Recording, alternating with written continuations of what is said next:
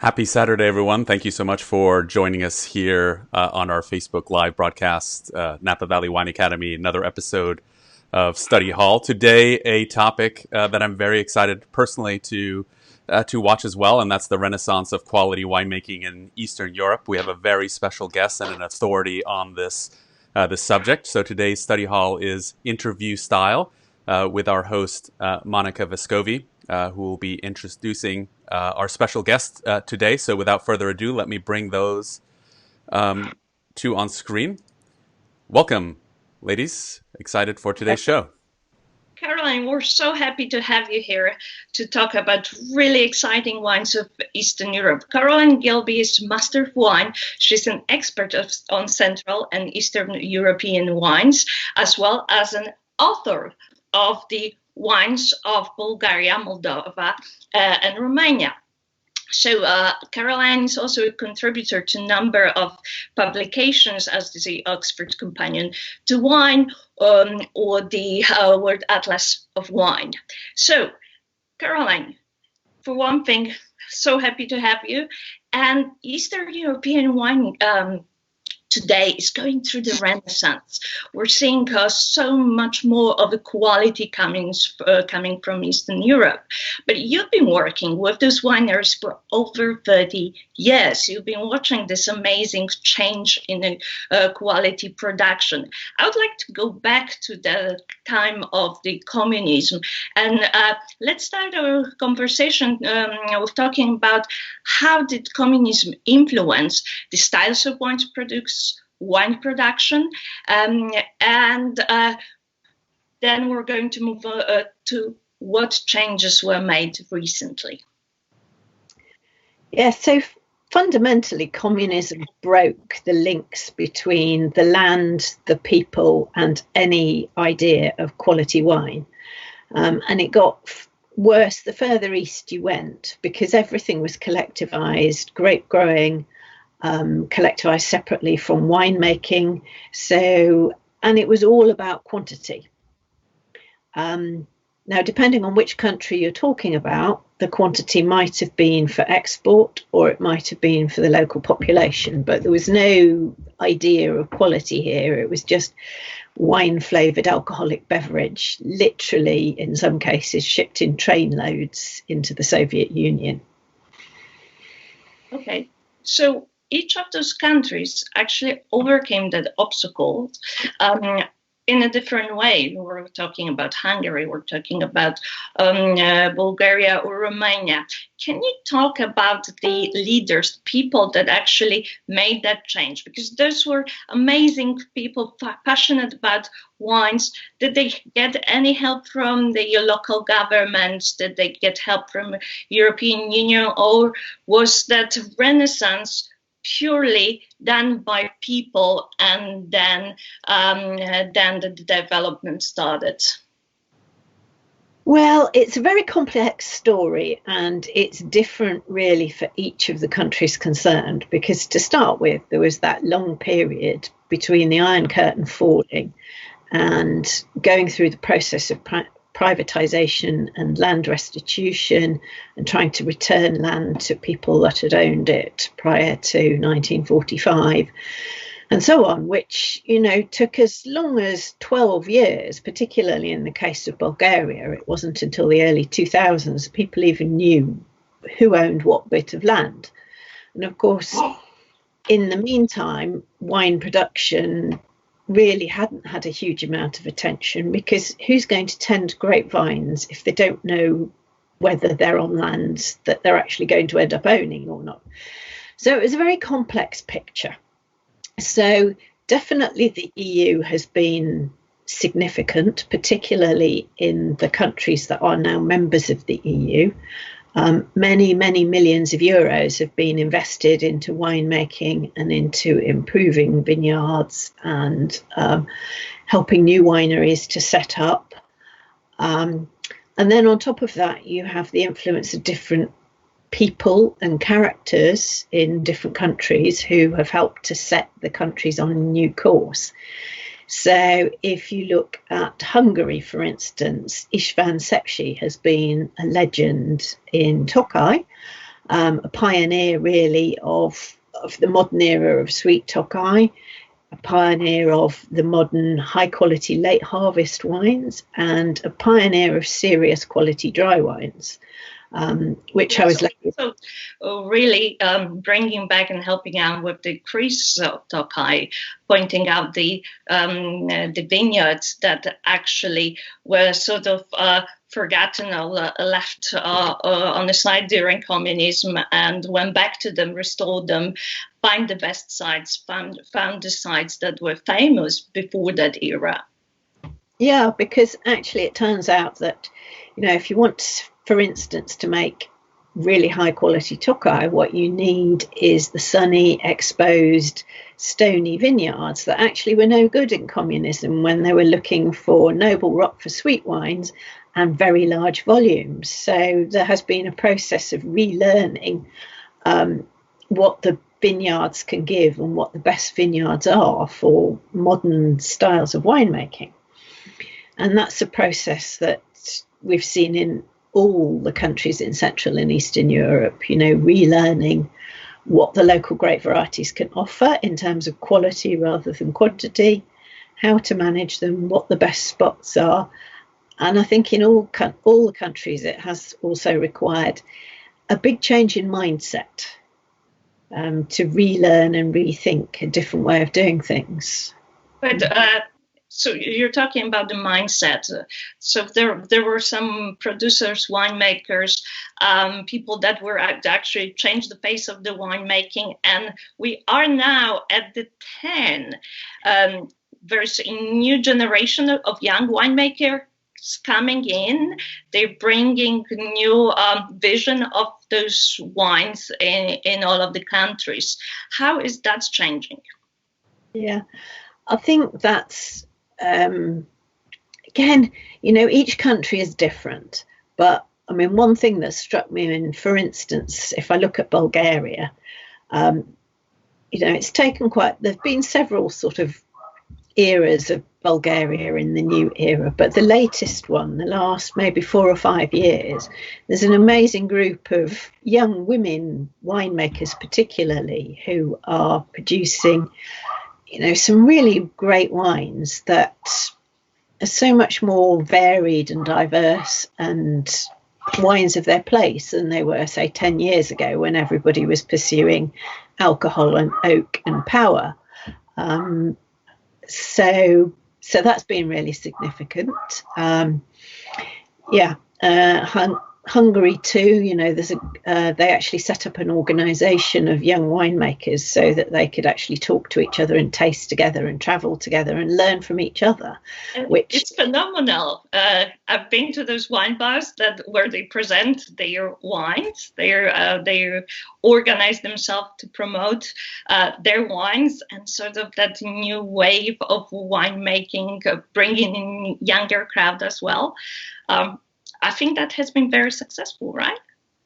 It has, and it's actually been really important in all these countries in supporting quality winemaking, because actually it's easier mostly to sell quality wines at home in your domestic market.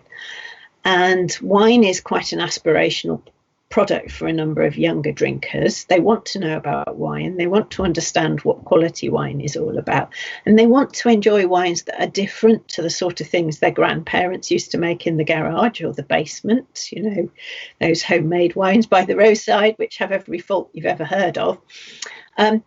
So, yeah, it's been really important. It's been a really strong trend in all these countries, wine bars, young people wanting to go to tastings, young people wanting to be involved in wine, which actually, in Western Europe, wine is an older, it's quite a challenge that winemakers and wine growers are getting older.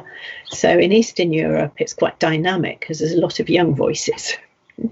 Great. So let's talk about the wine styles there. So some of the countries like Moldova, Bulgaria, were focusing on international grape varieties. We'll look at the volumes of plantings. But now there's this big trend of going back to indigenous grape varieties. In your opinion, which grape varieties have a chance to shine and have a chance to be really picked up in Western markets? Yeah, well, again, that's another fascinating one, because I find when I'm doing wine tastings or talking to the trade or to sommeliers, everybody wants to know about the indigenous grape varieties, because it's those that give a sense of place. It's those that really reflect the countries they come from. And of course, they're, uniquely attached to those countries. On the other hand, there's still quite a lot of volume. For instance, most Romanian wine in the UK is Pinot Noir, Pinot Gris, Sauvignon Blanc. But the exciting wines, the ones that are going to get attention, the ones that allow you to tell a new story, are the indigenous grapes. So for Romania, all the Fatascas, Niagara, Alba and Regala, they're all really good. And a grape called Negru de Dragășan, which is fantastic. Krampușia can be really interesting. Bulgaria, I think there's a little bit of an argument as to whether it should be Mavrud or Rubin or possibly Melnik that could be the flagship, but they're all capable of making great wines in the right hands. Moldova is putting a lot of effort into Fatasca and to Rara Niagara, but also blends. And another thing that's really exciting in Moldova is Saperavi produces great results there. So it's, not genuinely their own local grape, but, I think blends with some of the local grapes also have a big role there. Hungary, you've got something like 93, I think it was, when I last looked, indigenous grape varieties. So it's a really fascinating picture, but obviously Formint, Harsh-Levelu, Kek-Frankosh, they're the biggest growers of Kek-Frankosh, aka Blaufränkisch, which again is a great variety that suits today's drinking styles because it's more acid driven in the mould of Pinot Noir, but very much a grape of Central and Eastern Europe, which can be fantastic. And then, if you go slightly further west into the likes of Slovenia, Croatia, you've got Rebula, Malvasia. There's so much to explore. If you want to find the next story in wine, there's great grapes with an authentic history in these places. Well, that's the thing. Well, those are fantastic wines. We can find them in many countries. But which one can we call a success at this point, outside of their own region, outside of their own country? Can you name some? I think I would put Formint and Rebula probably at the top of the list of grapes from Central and Eastern Europe that have established a reputation outside their borders. So Formint, there's been quite a lot of work put into Formint February, lots of programs promoting the new generation of dry Formint wines from Tokai particularly. And most wine lists now, I would say, of any credibility will have a Formint on them. Rebula too, which some people may know better as Ribolla Gialla from northeast Italy, but it crosses the border into Slovenia, and there have been, some really great producers, like if I think about Marian Simčić, Eddie Simčić, some of the other big names from the Brda region particularly, who basically spent many, many, many hours pouring their wines all over the world and showing people that, these wines can make great things. Okay. So, overlooking the statistics of the area under vine in most of the countries, we notice that the area under vine is going down in the last decade. Does it mean that the quality production is changing the amount of area under vines, and how is the development of PDO and PGI wines? Oh, you've got no more complex questions for me. So let's just look, for instance, at Bulgaria. When they joined the EU in 2007, they had about 85,000 hectares of vineyards in production. 2017, there were 34,000 hectares of vineyards harvested for commercial wine production. So yes, the statistics show that the vineyard, a lot of vineyards have frankly disappeared. But what changed from the early 2000s was vineyards and wineries started to realise that the only way they were going to make quality was to own their own vineyards and control the production of fruit. So actually what's happened is that from an era when no wineries owned their own vineyards, and a wine estate as we know it didn't exist until about 2003, pretty much all wineries now own their own vineyards. So that smaller area is actually better quality, commercially run, properly managed vineyards delivering quality, as opposed to, somebody's hobby that they had a few vines and they sold a few bags of grapes at at harvest time. And I think, there has been a similar picture in other countries in Eastern Europe as well. So that was the first part of the question. The second one is PDOs and PGIs. Again, Bulgaria, I think, is a very instructive example because the country was divided into just 2 PGIs for political reasons. More about this in my book, of course. But actually, they're too big and they don't reflect the real differences in climate and soil on the ground. So really, the country maybe needs to have 4 or 5 or possibly more PGIs. PDOs in Bulgaria are almost non-existent in practice because there are 52 or 3 or something in the legislation, but less than 2% of wine in Bulgaria is produced with a PDO. So it's pretty much meaningless to consumers. I would think the proportion of DOC wines, or PDO as it's called in Romania, is quite a bit higher. People do seem to be aware of DOCs and value them in Romania. Again, off the top of my head, I've forgotten the numbers, but they are in my book so I can look them up. Moldova also has been putting a lot of work into developing PGIs for its wines. So there are now 3 PGIs in Moldova. And the number of wines being produced as PGIs is developing. They don't as yet have PDOs, and it might be too early for them, but they're certainly looking at it. Okay, so we know that the Eastern European countries have a history of a production of easy drinking wines, fairly for quick consumption, at fairly economic value prices.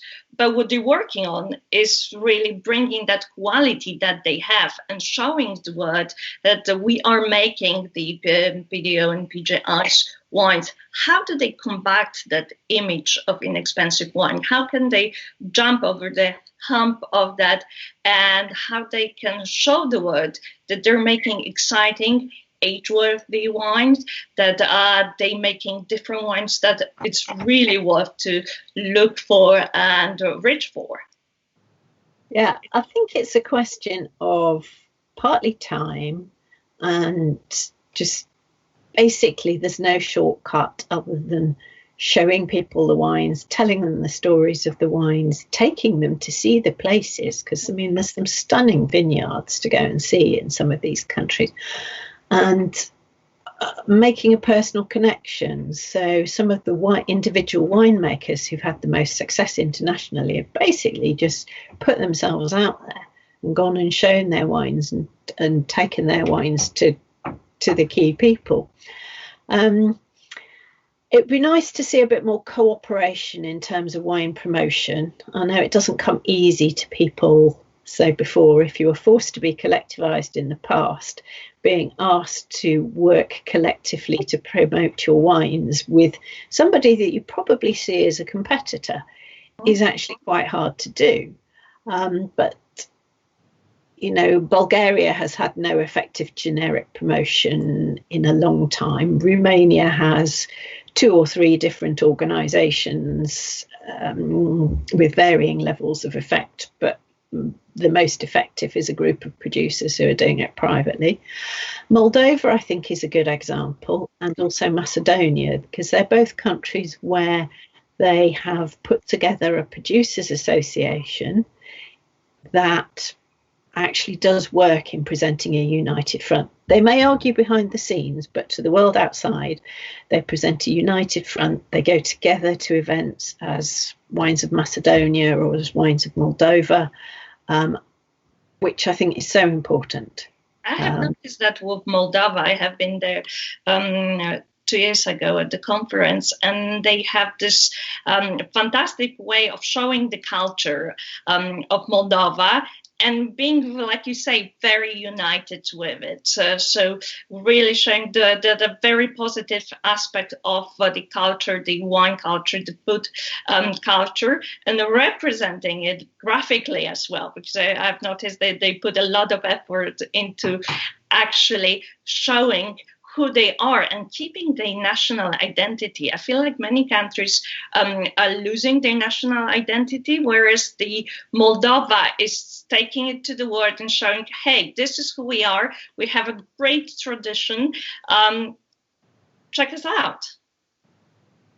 Yes, no, I think they've done a good job, and they've been very clever in sort of learning best practice from people who've done a good job. So they've spent time looking at Wines of Austria is the model that, you know, everybody admires. So they've looked at that, and, you know, New Zealand, and I think they've been to the USA to talk to Napa Valley producers and so on to learn best practice and to learn that actually, you know, a success for any Moldovan wine is a success for everybody, which is something Wines of Australia realised back in the, you know, mid 1990s when they started, was to persuade everybody that your enemy, your competition is not the winery down the road, it's the winery in a different country that might be taking your space. So, you know, they've done a good job there. So talking about Moldova, they just celebrated their success at Mundus Vini in a spring tasting. They had a highest number of Eastern European wines being awarded. So my question is, do the awards in wine competitions, particularly for Eastern European wines, do they have an influence on wine sales? How much influence there is on wine sales when those wines are coming from a competition? Well, yeah, I actually did a seminar or 2 on this topic a little while back, actually in Moldova, because I think they find it quite frustrating that they win a lot of medals internationally, but it doesn't translate into as many sales as they would like to see. And I think the thing with medals in competitions is you've got to do something with them. Just winning a medal, however good a medal it is, won't necessarily sell your wine. It'll help give your wines credibility, but you've still got to get out there and take wines to the key influencers and the gatekeepers and the buyers and, you know, get them to taste it. So they're more likely to if there's a good medal, but you can't sit back and wait. Okay. So I'm just going to remind everyone that we are waiting for your questions. So if you do have questions in a few minutes, we'll be answering those. But just one more question for you about the Central European wines, because there are other countries that also went through the obstacle of communism, but they weren't lucky enough to produce at that time. It was actually forbidden. That country is Poland, and it was forbidden to produce wines in Poland during communism. So we have a huge gap in wine production after the Second World War. Have you tasted any Polish wines? I have tasted a few, not very many, but a few. And I think, you know, probably global warming is helping Poland, but I have tasted some decent wines in the sort of lighter, fresher mould, a couple of nice Pinot Noirs and the odd nice Riesling. And I've also tasted some wines that need a lot of work, shall we say. It's still a work in progress. Poland has been really making wine for the last decade, and I've been watching that development. It seems like the way the winemakers are studying and making changes to their quality, it's really progressing over that decade, because it's a really short period of time. But going back to Eastern Europe, what is your personal favorite wine that you recently tasted, and why? Okay, well, one that's really fresh in my mind, because I've been tasting quite a lot of Formint this week. So actually two. I'm going to do one white and one red. So the white was from a small producer called István Balassa, from his own family production, and this was a 2018 from the St. Tomasz vineyard, which is right on top of the hill. It's regarded by many as the best vineyard in Tokai. And I have to say, for a vintage that is not that well regarded, as it's a decent quality but not superb quality vintage, but I have to say that was beautiful wine. Absolutely lovely. Sadly, I drank it now, but it was gorgeous. And then another, so on the red front, a wine that I very much enjoyed recently is a 2011 Fătască Neagră from Davino in Romania. So they're in Dealu Mare, which is the kind of Côte d'Or of Romania, and as far as I'm concerned, they're sort of wine royalty in Romania. And this was a just fantastic example of the quality that Fătască Neagră can deliver, with a little bit of maturity to it. So those are two picks for you. Okay, well, thank you. Let's see if we have any questions. Great. We do actually have a couple of questions, and I'll put them up on screen here as well. The first one is, hi, Caroline. Why Tokai has mentioned its historical reputation while Kutnari has lost completely? Yes, well, again, more about this in my book, but what happened in Tokai, I suppose, after the Iron Curtain came down, was that several high-profile foreign investors arrived, people like AXA, people like Ataramus, the owners of Vega Sicilia, arrived, and then Hugh Johnson and his partners, obviously at Royal Tokai, and so on. So that sort of kick-started a new era. And then there have been increasing numbers of small producers, small passionate producers, who've, between them, all driven quality forward. What happened in Kotnar basically was there was a large state winery which was privatised and continued to dominate. There's another winery that is run by the children of the owners of the state winery, but basically the appellation is all in the hands of one family, in effect. And they sell their wines really successfully in Romania. So there hasn't been kind of the same need or drive to develop quality in a modern era. And if they can sell their wines, that's fine. And the wines have evolved, but they haven't developed or progressed in the same way that Tokai has, with the kind of competition and external investment into the region that Tokai benefited from. Okay. We have our next question, and this one comes from Linda. How are the Romanian wines doing in the international market? Well, there are some Romanian producers, and there's one in particular called Cremele Recaș that has been doing extremely well in the international market. They focused on exports very early on. A lot of their wines, I have to say, and I'm sure they would admit, they sell a lot of Pinot Grigio, Pinot Noir particularly, because Romania is a great place for good value, well-made and well-priced Pinot Noir, which is a relatively rare commodity, and obviously other international grape varieties. But a lot of producers find, especially the more premium ones, do find exports from Romania quite hard. Plus, they have a big wine drinking market at home. Romania has been a net importer of wines since 2006. So actually, for a lot of people, selling their wines in Romania makes more financial sense than trying to export. But why is the export difficult? Well, because you're trying to find a space in a crowded world. And for a lot of buyers, I still think Eastern Europe they put in the box of too difficult. And I think that's even more so for countries like Moldova and Macedonia that are not even in the EU, though they have trade arrangements, which is a shame because there's so much great wine and great value to be done, and not just cheap prices, but quality price. We're looking at changes in the world of wine. The value, I believe, it will be something that we're really going to look at, and this is something to consider at the moment when we're going to plan and look at how the chain of supply and demand is going to change now. Yes, I think particularly because in our current lockdown situation, people are tending to drink wine at home and maybe conscious of not having jobs and things. So I think value for money and not necessarily cheap prices. I don't mean necessarily just cheap wine, but I mean people feeling that they've got a lot of wine for what they've paid.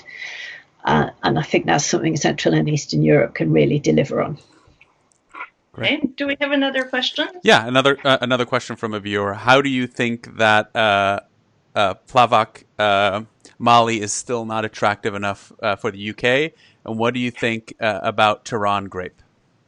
Okay, also two interesting questions. So Plavak Mali, I mean, I think, it can be a fantastic grape, but it also has some viticultural challenges. It tends to suffer a bit from, you get raisin and green grapes in the same bunch.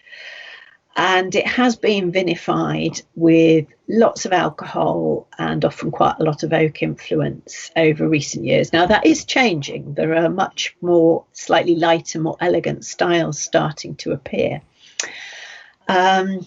So I think the UK is not keen on those sort of traditional high alcohol, lots of extract wines, in the style that Plavak was traditionally made in.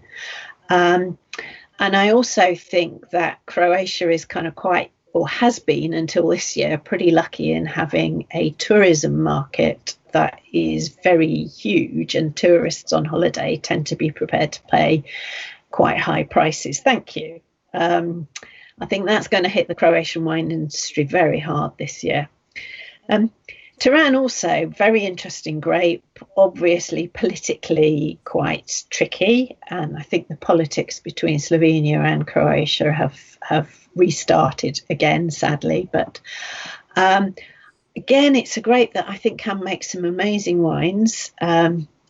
The traditional styles where it's been picked quite young and green and no malolactic, I think you've got to kind of grow up with to love. But modern styles of Toran can be amazing. Tasted some great ones in Istria in the last couple of years with people who now understand the viticulture. And it has this lovely freshness about it so even when it's ripe, it has that bright freshness about it. If you look at what Benvenuti are making, for instance, or Thomas or Matosevic, Merlot and Toran in his Grimalda Red, Toran gives a real point of difference and freshness. So, yeah, can be a cracking grape. Okay. Anything else? Great. No, I think we've exhausted the questions for now. Okay. Well, thank you so much. I appreciate you bringing us Eastern Europe so much closer. And if you want to know more, follow up with Caroline Gilby. Read the articles that you can see in a number of publications. And we're looking forward to hear more. Thank you so much. Okay, well, thank you for the time to tell you all about my passion for Central and Eastern European wines. Well, thank you so much to both of you, ladies, and especially to you, Caroline, for a deep dive into the wines of Eastern Europe. I want to make sure that our viewers check out your book as well, packed with information, and I've placed the link in the comment section. So if you want to know more about the wines we just discussed today, make sure and check out Caroline's book. Join us back here next Monday, or this coming Monday, I should say, for our Facebook Live study hall at 2 p.m. Pacific Daylight Time. We have a very fun study hall planned for you this Monday, wine trivia. So come and check us out on Monday at 2 p.m. Until then, we wish you a very safe and happy weekend. Drink well. Thanks so much. Bye-bye.